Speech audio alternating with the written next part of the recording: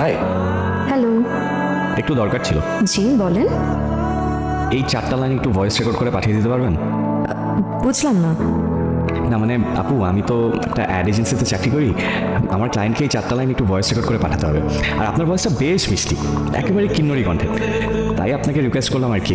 কিন্নরি কণ্ঠ? পাঠাতে পারবেন? দেখি।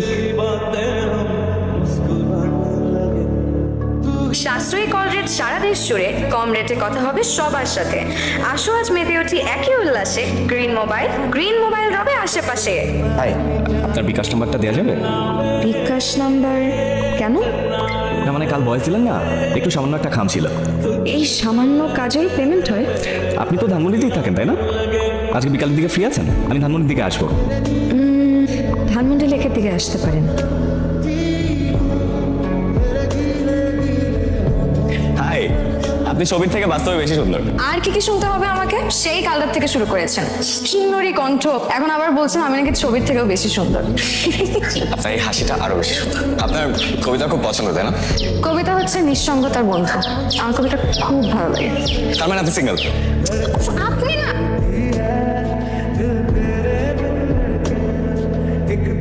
একসাথে কফি খেলাম, তারপর ধানমন্ডি লেকে ঘুরলাম, বাইক নিয়ে আর সারাটা শহর চষে বেড়াইলাম, আর বলতেছো উই আর জাস্ট ফ্রেন্ডস।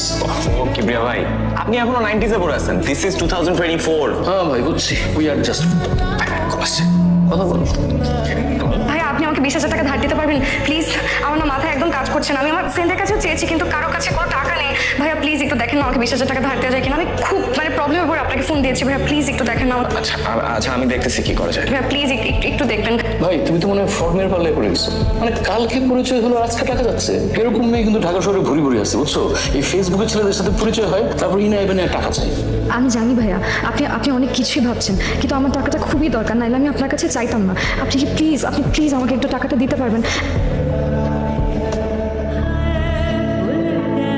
আপনার কাঙ্ক্ষিত নম্বরটি সংযোগ দেওয়ার সময় হচ্ছে না। এখন দেখলা তো মেয়েটা লাপাত্তা হয়ে গেছে। কেন তুমি মেয়েটাকে টাকা দিলা? ভাই দেখেন, এই অবিশ্বাস করে জেতার চাইতে বিশ্বাস করে ঠকা ভালো।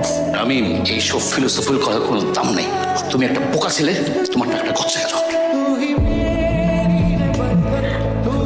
হ্যালো। কি সমস্যা তোমার? সমস্যাটা কি তোমার? তোমার কোনো খবর নাই কেন? আর তুমি ওর টাকা দাও না কেন? ভাই চিটার, টাকা পয়সা না দিয়ে ফোনটা অফ করে তুমি পালা গেছো। কি মনে করছো আমি তোমার ধরতে পারবো না? দেখো তোমাদের মতো মেয়েদেরকে না আমার খুব ভালো মতো চেনা আছে। তুমি আজকে এই মুহূর্তে আমার টাকা দিবা, নাহলে কিন্তু তোমার খবর আছে আমি বলে দিলাম। একদম পুলিশে ফোন দিবো। ভাইয়া আমি আসলে আপনাকে টাকা দেওয়ার জন্যই নক দিতাম। আপনি এর মধ্যে ফোন দিয়ে দিয়েছেন আর ভালোই হয়েছে। ভাইয়া আপনি প্লিজ একটু বিকেলে ধানমন্ডি লেকের এদিকে আসতে পারবেন? আমি আপনাকে আপাতত 5,000 টাকা দিয়ে দিচ্ছি। আর পুরো টাকা দিতে পারছি না দেখে আগেই মাফ চেয়ে নিচ্ছি। আমি সরি ভাইয়া, প্লিজ কিছু মনে করবেন না। হ্যাঁ এখানে 10,000 টাকা আছে, নিন। 5টা দিবা বলছিলাম। বাড়ি থেকে হাত খরচের টাকা নিয়ে আসছিলাম, আপনার দরকার দেখে দিয়ে দিলাম।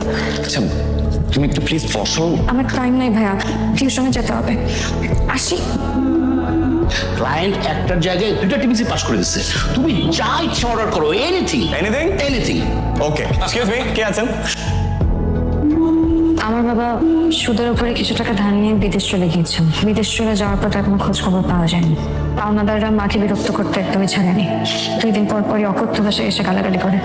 আমি আসলে কি করবো ভাবতে না পেরে আপনার কাছ থেকে টাকা কথা ধার চেয়েছিলাম। তুমি এগুলো আমাকে আগে বলবা না? কি বলবো, টিউশন করে রেস্টুরেন্টে চাকরি করে আমার নিজের খরচ চালাই, এটা কোনো বলার কথা? আর আপনাকে কেনই বা বলবো? আপনি কি? আমি তোমার ফ্রেন্ড। মাত্র কয়দিনের পরিচয় ফ্রেন্ড? একদিনের পরিচয়ে তুমি আমার কাছ থেকে টাকাটা চাইতে পারলা। একদিনের পরিচয়ে আমি তোমাকে বিশ্বাস করে টাকাটা দিতেও পারলাম। তাহলে একদিনের পরিচয়ে কেন ফ্রেন্ডশিপ হওয়া যাবে না? বিশ্বাসের কথা আপনি আমাকে বলে নিন। আপনি আমার সাথে সেদিন যে আচরণটা করলেন। দেখো I am so sorry, I am really sorry. দেখো আমি একদম হার্ট থেকে সরি বলতেছি। আমি কিন্তু কিছু মনে করিনি, আর আমি রাগও করিনি। তুমি তোমার মাকে অনেক ভালোবাসো তাই না? অনেক। আর আম্মু ছাড়া তো কেউ নাই আমার। বাবা মারা যাওয়ার পরে উনি আমার বাবা, উনি আমার মা। আমি আমার মাকে অনেক ভালোবাসি। আমি আমার মাকে এমন একটা সকাল দিতে চাই, যে সকালে ঘুম থেকে উঠে কোথায় টাকা ধার চেতে হবে এটা আমার মার ভাবতে হবে না, পাওনাদারদের ভয়ে আতঙ্কিত হতে হবে না। তোমার এই সুন্দর সকালের জন্য আমি তোমার পাশে থাকবো সবসময়।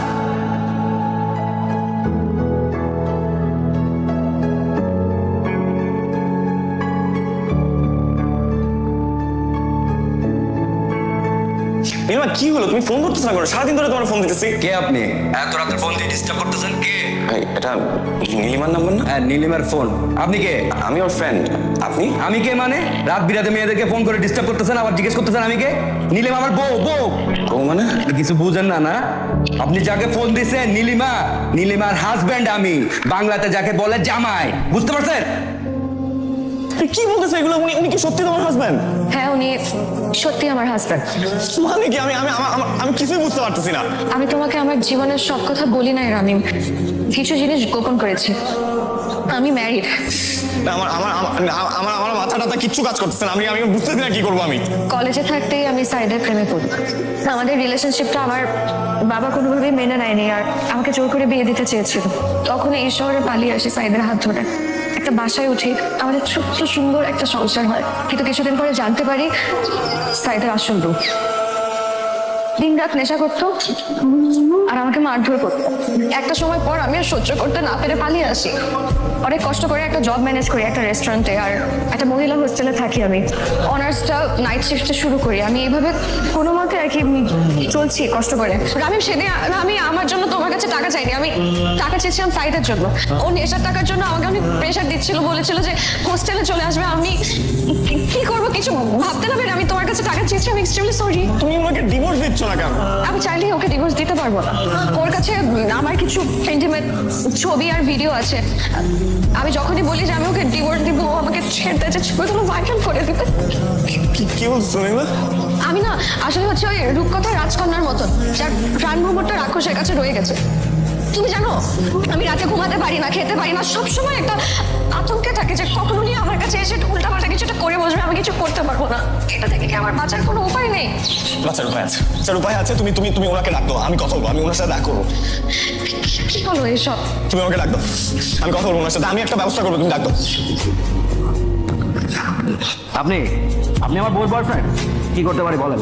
আপনি কি মনে করছেন যে দিনের পর দিন ছবি ভিডিও দিয়ে ব্ল্যাকমেল করে যাবেন আর আপনার কিচ্ছু হবে না? কি করবি তুই? কি করতে পারবি আমাকে বল। এতদিন নীলিমা একা ছিল, এখন ওর সাথে আমি আছি। আর আমার চাচা ডিআইজি। আপনার নামে হুমকি, নারী নির্যাতন, পর্নোগ্রাফি আইনে কেস হবে। সোজা জেলে যাবেন, জামিন হবে না। তারপর দেখি আপনি কি করতে পারেন। সাইদ ফোন দিছে। এক কাজ করো, আমাকে হ্যালো। ও দুজন একসাথে?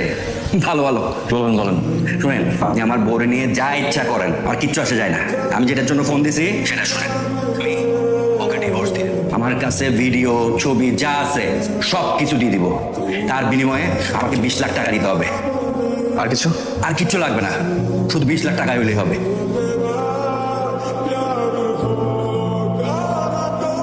এই নে বাবা, এইসব গয়নাগুলো আমি আমার ছেলের বউর জন্য রেখেছিলাম। এখন তো এগুলো নীলিমাই পাবে, এগুলো তো অনেকখানি হবে। 20 লাখ।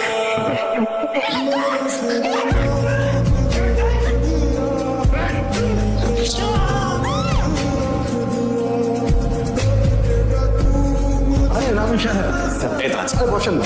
আমরা আজকে একটা প্রতারক দম্পতিকে গ্রেফতার করেছি। আপনি একটু দেখে শনাক্ত করেন তো তারা আপনার অভিযুক্ত আসামি কিনা। I Mukhles, G sir. নিয়ে আসো তো। রাম সাহেব দেখেন তো।